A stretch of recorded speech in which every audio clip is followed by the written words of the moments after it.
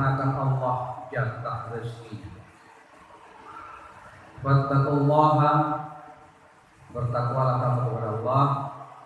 Wa ajmilu fit talab, wa ajmilu fit talab. Ajmilu itu bisa asalnya jamal, berindahlah, berbaguslah cara kamu mencari rezeki.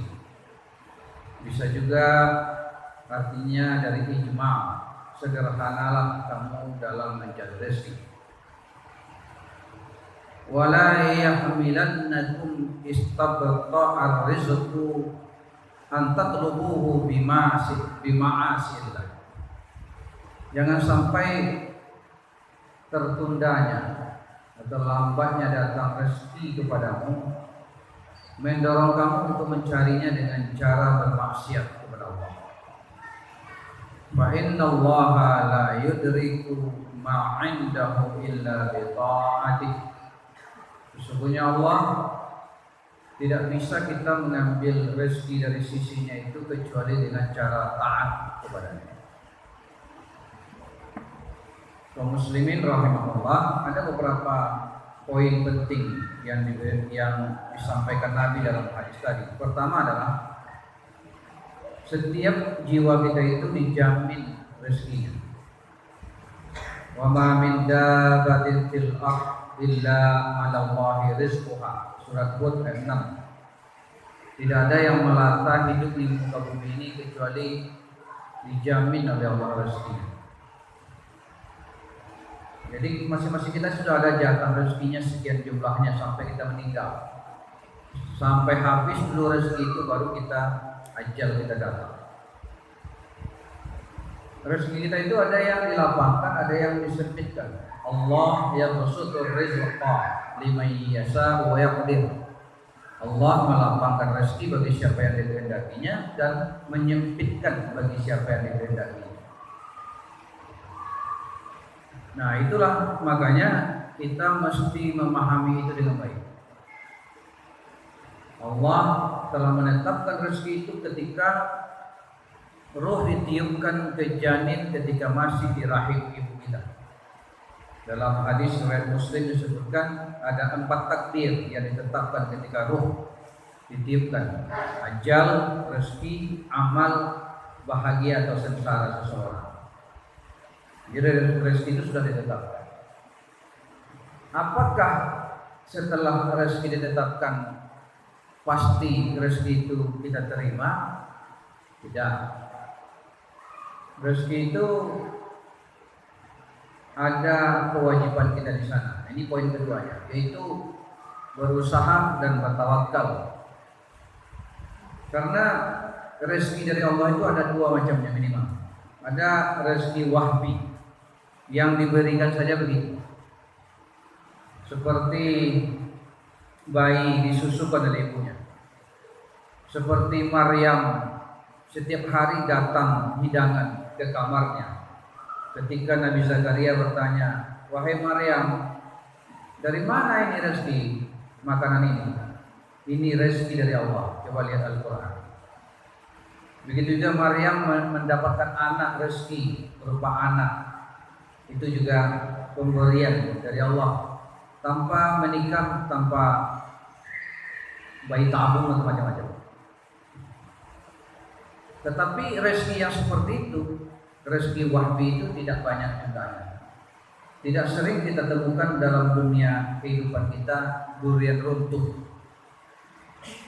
Justru rezeki yang nomor 2 yang banyak, yaitu rezeki kasbi, rezeki yang memerlukan usaha untuk mendapatkannya. Karena itulah kita wajib berusaha. Wa idza qudiyatis shalah fantasiru fil ard, surat Al-Jumu'ah.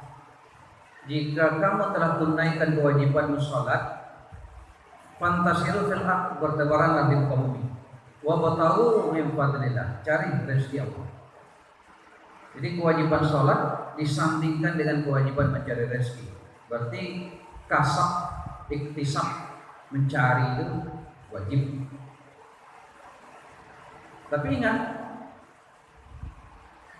usaha kita itu bukanlah penyebab utama datangnya rezeki. penyebab utama datangnya rezeki itu tetaplah pemberian dari Allah. Usaha itu hanya sebab teknis supaya akal kita bisa mencerna kenapa dapat. Kalau seandainya rezeki itu ditentukan oleh usaha, logikanya setiap orang yang berusaha sama, hasilnya sama. Nyatanya kan tidak. Ada orang berusaha berdagang di sudut yang sama, barangnya sama, harga sama, pelayanan sama, lakunya beda. Kita dengan teman kita SD sama, sanawiyah sama, aliyah sama, kuliah sama, jurusan sama, nilai bergandeng-gandeng, nasib beda. Karena itu usaha itu kewajiban kita, ibadah kita. Soal rezeki bonus dari Allah, pemberian. Karena itu di samping usaha perlu tawakal. Tawakal, menyerahkan diri kepada Allah. Apa hasilnya? Dalam sebuah hadis dikatakan, hadis riwayat At-Tirmizi, kalau seandainya lah kalian bertawakal kepada Allah dengan sebetul-betul tawakal, maka Allah akan memberi kalian rezeki seperti Dia memberi rezeki kepada burung yang paginya terbang dalam keadaan lapar, perut yang kosong, sore pulang dalam keadaan kenyang, perut terisi. Padahal burung itu apalah modalnya? Paruh, kaki. Kita ini banyak modal dari itu, akal sebagainya. Ada teknologi. Jadi adik-adik mahasiswa jangan kalah sama burung lah. Yakin, usaha, asa mangake, insya Allah dapat. Jangan kalah sama cecak. Cecak betapa sulit hidupnya. Di kemiringan 90 derajat, kadang-kadang lebih lagi. Mempertahankan keseimbangan, mencengkram dinding, mencari rezeki. Rezekinya sulit pula. Nyamuk bisa terbang. Kenyang juga itu. Kenyang, nggak ada yang mati itu cecak. Ini kalau mahasiswa nanti setelah kuliah ini atau sambil kerja kuliah nggak dapat juga rezeki, kalah sama burung dan cecak. Jangan sampai begitu. Nah, di usaha itu ibadah, dapatnya bonus tawakal kepada Allah Subhanahu wa taala.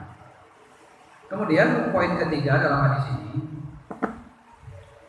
rezeki itu kita dapatkan tidak sama dengan harta. Harta belum tentu rezeki.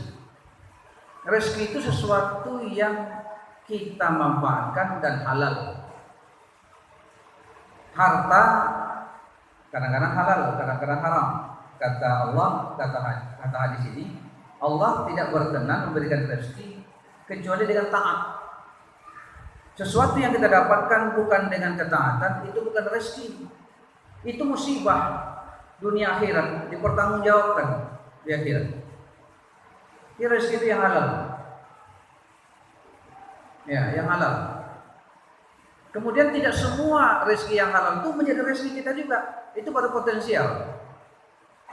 Karena kata Nabi begini, manusia itu mengatakan hartaku, hartaku, hartaku. Padahal tidak ada yang akan menjadi rezekinya dari hartanya itu kecuali 3. Yang dia makan, dia habiskan. Yang dia pakai, dia usangkan. Yang dia infakkan, dicatat oleh Allah, dikembalikan berlipat ganda di akhirat. 3 itu cuma yang menjadi milik kita, rezeki kita. Uang di dompet, tabungan, deposito, saham, rumah, tanah, mobil, itu kalau tidak kita manfaatkan yang 3 tadi, belum tentu rezeki kita. Ini duit ini dompet tinggal ambil nih. Kalau saya meninggal, siapa yang punya jadi? Ahli waris saya kan? Duit saya puluhan miliar, tapi tidak saya sedekahkan, tidak saya infakkan, tidak saya gunakan. Itu hanya potensial rezeki, tidak rezeki. Saya meninggal, milik istri saya, milik anak saya. Kalau anak saya masih ingat saya, dia bersedekah, dia berinfak, dia berkorban atas nama saya, jadi rezeki saya juga. Tapi kalau dia pakai untuk minuman keras, berzina, waduh itu laknat jadinya.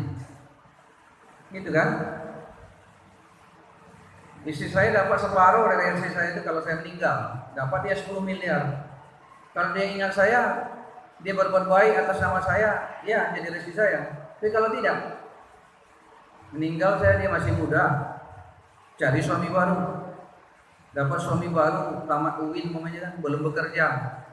Nah, dengan apa yang dengan apa dia biayai suami barunya? Dengan uang yang saya tinggalkan. Jadi harta saya itu jadi rezeki suami barunya. Kan itu jadinya. Jadi nanti adik-adik kalau sudah berhasil, ingat-ingat ceramah saya. Gunakan harta itu selagi masih bisa digunakan. Tapi bukan berarti tidak boleh nabung. Nabung boleh untuk prediksi masa depan, untuk kalau sakit, kalau anak kita menikah gimana, itu boleh. Tapi tidak boleh berlebihan. Itu makanya wa ajmilu fit talab. Perbagus dan sederhanakan mencari rezeki itu, jangan berlebihan.